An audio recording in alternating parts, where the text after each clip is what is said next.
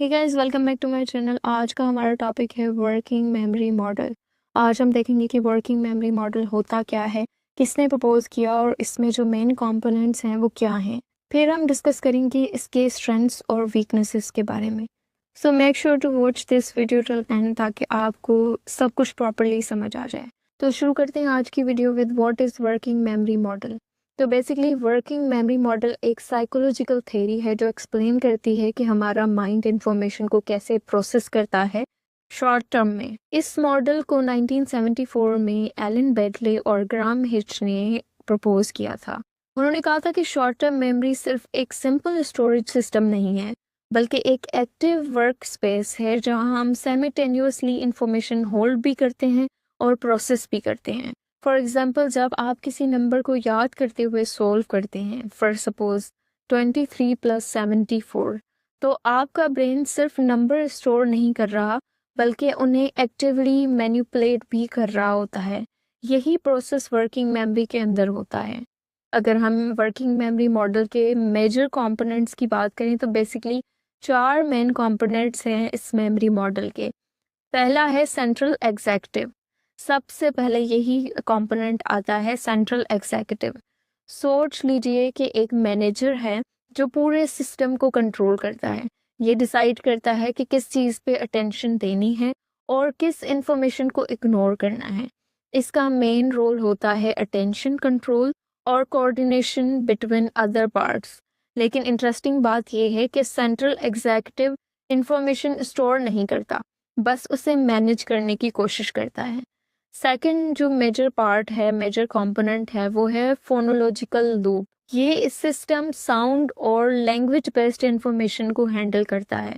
जब आप कोई वर्ड रिपीट करते हैं अपने माइंड में, जैसे एप्पल एप्पल एप्पल, तो ये एक्चुअली आपका फोनोलॉजिकल लूप काम कर रहा होता है। इसके 2 पार्ट्स होते हैं। एक होता है फोनोलॉजिकल स्टोर जो शॉर्ट टर्म के लिए साउंड बेस्ड इंफॉर्मेशन होल्ड करता है। दूसरा पार्ट है आर्टिकुलेटरी कंट्रोल सिस्टम जो वर्ड को रिपीट करके उन्हें मेमोरी में रिहेज करता है। सो सिंपली ये हमारी इनर वॉइस है। थर्ड मेन कंपोनेंट आ जाता है विजुअल स्पेशल स्केच पैड। ये विजुअल और स्पेशल इंफॉर्मेशन को हैंडल करता है। जैसे जब आप अपने रूम का लेआउट याद करते हो या फिर मैप को किसी को इमेजिन करते हो, तो ये सिस्टम एक्टिवेट होता है। आप कह सकते हैं कि ये हमारे माइंड का मेंटल स्केच पैड है जहां हमारी पिक्चर्स और लोकेशंस इमेजिन होती हैं। फोर्थ मेजर कंपोनेंट आ जाता है एपिसोडिक बफर। अच्छा, एपिसोडिक बफर को लेटर ऐड किया गया था बाय बेडले इन 2000।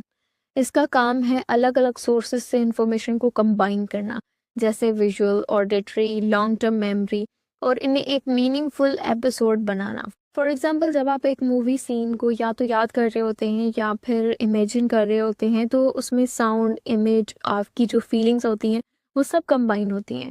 तो इन सब को कंबाइन करने वाला कौन है? वो है एपिसोडिक बफर। नेक्स्ट हम बात करते हैं कि how it works together. For suppose आप देखें कि ये सब जो सिस्टम है ये अलग अलग काम नहीं करते, they work together like a team. Central executive manage करता है फोनोलॉजिकल लूप, वर्ड्स और साउंड्स को प्रोसेस करता है। Visual special sketch pad images और स्पेसेस को हैंडल करता है। इसी तरह एपिसोडिक बफर सबको कंबाइन करके एक मीनिंगफुल एक्सपीरियंस बनाता है। एग्जाम्पल आप ऐसे ले लें कि जब आप ड्राइविंग कर रहे हो और जीपीएस सुन रहे हो, तो आपका ब्रेन एक टाइम पर साउंड भी प्रोसेस कर रहा होता है, यानी फोनोलॉजिकल लूप से, और रोड देख रहा होता है जो विजुअल स्पेशल स्केच पैड से हो रहा होता है, और डिसीजन ले रहा होता है कि कहाँ टर्न करना है। सेंट्रल एग्जीक्यूटिव से ये काम हो रहा होता है और एपिसोडिक बफर सब कंबाइन करता है ताकि आपको समझ आए कि what's happening around you and what are you doing. अगर हम इस मॉडल की स्ट्रेंथ्स को देखें तो बेसिकली इस मॉडल की जो सबसे बड़ी स्ट्रेंथ है वो कुछ यूँ है कि ये एक्सप्लेन करता है कि डुअल टास्क परफॉर्मेंस को। मतलब अगर हम एक टाइम पे वर्बल और विजुअल टास्क करें तो दोनों एफिशिएंटली परफॉर्म होते हैं क्योंकि ये अलग सिस्टम यूज़ करते हैं। दूसरी स्ट्रेंथ ये है कि ब्रेन इमेजिनिंग स्टडीज़ ने शो किया है कि अलग ब्रेन एरियाज एक्टिवेट होते हैं जब हम विजुअल और ऑडिटरी इंफॉर्मेशन प्रोसेस करते हैं, जो इस मॉडल को सपोर्ट करता है। अगर हम वीकनेसेस की बात करें तो सबसे पहले इशू ये है कि सेंट्रल एग्जीक्यूटिव का जो कॉन्सेप्ट है थोड़ा व्योग है। बेडले ने डिफाइन तो किया लेकिन एग्जैक्टली ये कैसे काम करता है वो क्लियर नहीं है।